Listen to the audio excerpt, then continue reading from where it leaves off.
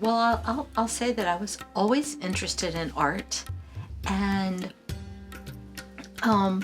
though I didn't necessarily think I want to be an artist, because I was also interested in doing work that would be engaged with society. At one point I thought, oh, I want to be a human rights lawyer. And another point I thought, oh, I'm going to be a pediatrician. But I also thought, oh, I want to make art. I want to paint and write poetry. And then I came across filmmaking kind of almost accidentally. It wasn't that I was watching all the most popular movies, that came out as a child, or I wasn't the kind of person who was just voracious for television and I learned all the movie stars. That was so distant from the kind of world I wanted to live. But when I started to see personal art films and what we call cinema poems, and I saw more non-traditional documentaries that were more like essays and that articulated people's point of views and concerns,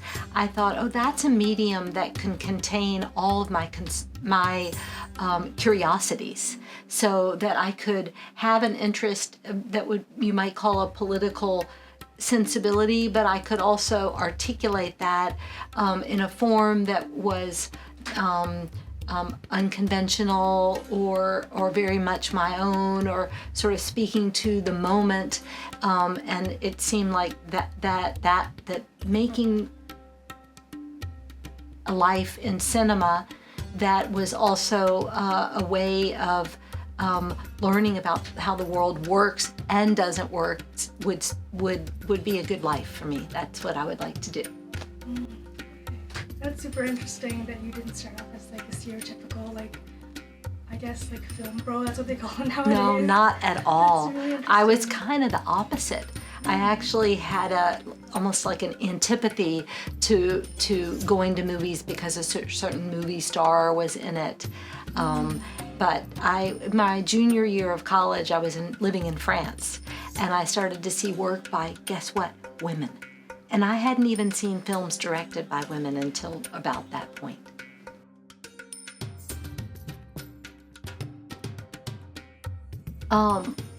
I think I came to this process in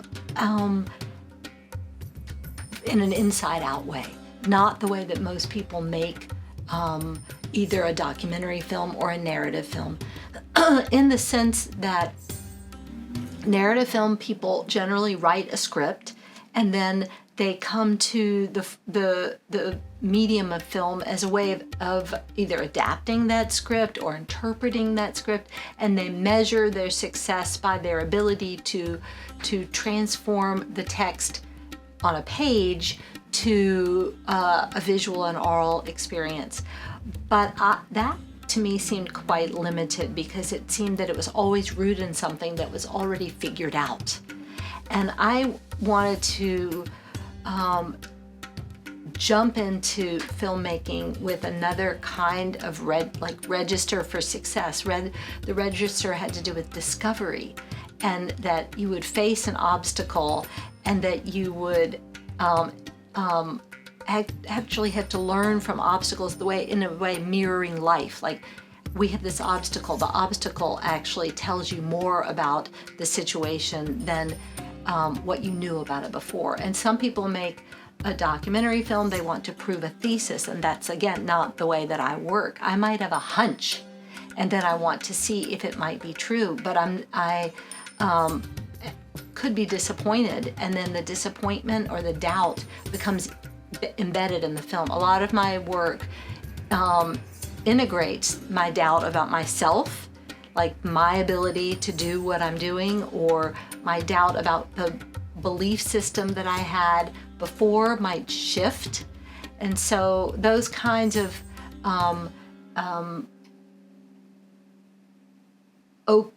positions of openness are really important to me. It's sort of like saying I love going to a good academic lecture, but I don't really like the ones that use PowerPoint at all, because the PowerPoint lecture was figured out 2 months ago and was probably already given 3 times. And then I'm just seeing that that lecturer deliver something that they could have done last week. But if they do it in a more extemporaneous way and don't feel tied down by the script, then I'm in the process with them. And I kind of like that to happen in my work as well.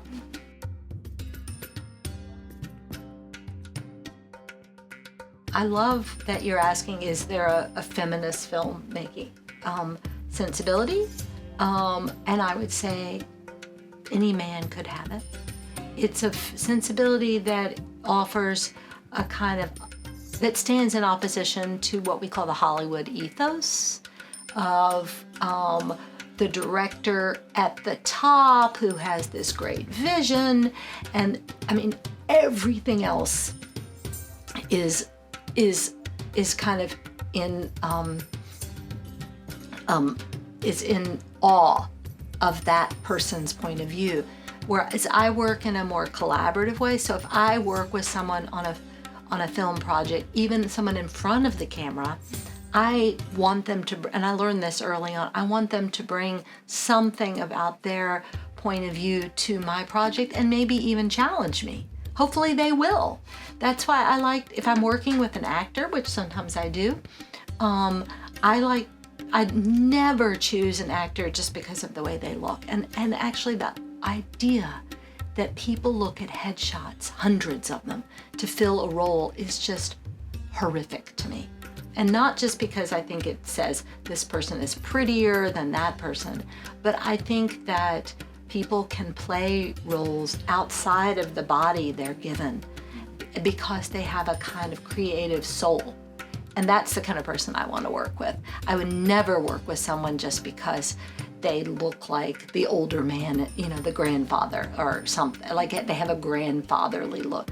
I would rather have, like, the audience be challenged and have a 18-year-old young woman play the grandfather and push us to think, what is the essence of a grandfather? And then push that woman's skills. And, you know, I think that would be fantastic. And I think that's a liberating way of getting out of the script or the confines of story and to be more playful. So that could be a feminist perspective because it's working outside of the convention. And so what I'm addressing here is the making. So I'm talking about not necessarily positioning the director at the top of the pyramid, but I'm also talking about a kind of osmosis between who's in front of the camera and who's behind. And if, let's say, a woman is being filmed and she doesn't like the way she's filmed, she can then challenge the director, probably a man, and but not necessarily, because I actually think some women cinematographers, for example, aren't shooting from a feminist perspective because they've been so ingrained with the ways that we treat the female form that they just are emulating what has already been done.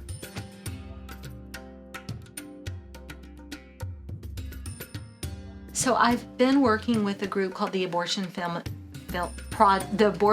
Clinic Film Collective, and we're kind of an omnibus of filmmakers who've created this body of work that is addressing the Dodd decision post Roe versus Wade and to interpret those legal jargon or those cases, is to say that we went from a woman's right to make her own decisions about her own body, what we call bodily autonomy, in the United States from 1973 to 2022.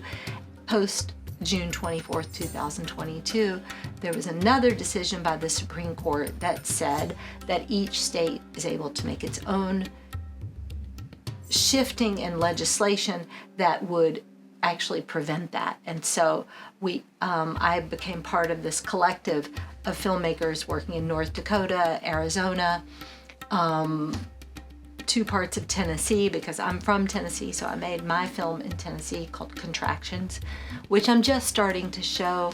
And actually, the film, I'm happy, has had some screenings and festivals, but it's also given me opportunities like today at the Newhouse Code Shift seminar where we talked about the resonances of those decisions and how it affects people, from doctors to other kinds of providers to patients, and how the echo of that is also felt from one socioeconomic or racial group, how it's different from one socioeconomic group to another or one racial group to another, because you might live in a state that doesn't allow for that choice.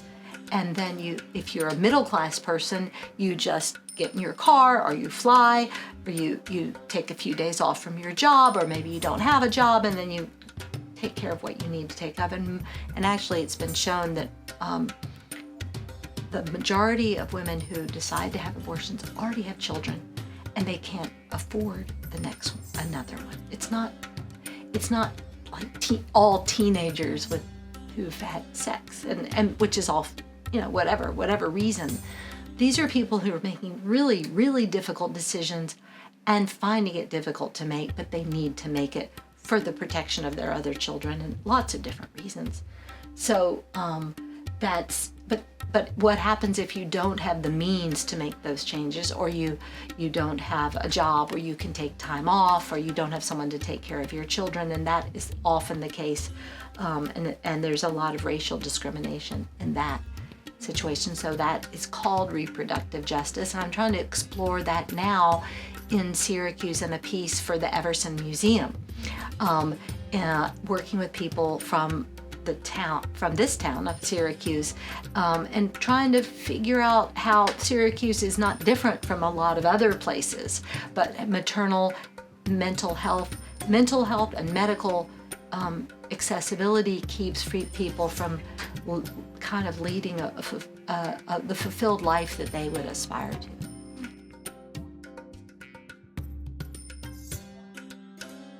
Oh, definitely, because I did write a proposal, and I was aware of the situation in Seneca Falls, and I've learned more about Auburn, and there is a history of women's suffrage, of women speaking out for their rights, but it's a complicated history, and people are starting to challenge that.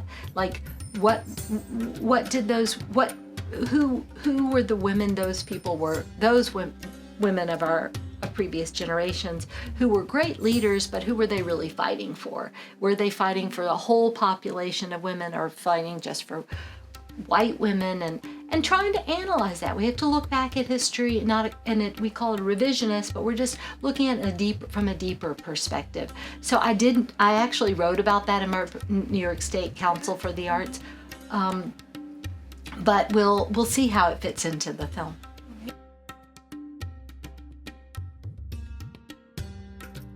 Yeah. I would say no matter what tools you have at your fingertips, that you can make work, and that if you have a cell phone, you can actually make a fantastic film these days. I teach lots of workshops that use the cell phone, and that the great thing about the digital sphere is its democratization of the filmmaking process, and you just can't say enough about that, because it's been such a shift. So anybody can be a one-person band and come up with the story and shoot it and edit it, and that's pretty fantastic. There's actually not really an excuse except lack of perseverance. So you just got to try it, and that's a wonderful. It used to be that painting and poetry were the cheap arts, but now filmmaking can be. Okay. Hi, my name is Srivi Ramasubramanian. I'm the director of Code Shift, the Collaboratory for Data Equity, Social Healing, Inclusive Futures and Transformation. Thanks for watching Chai with Srivi.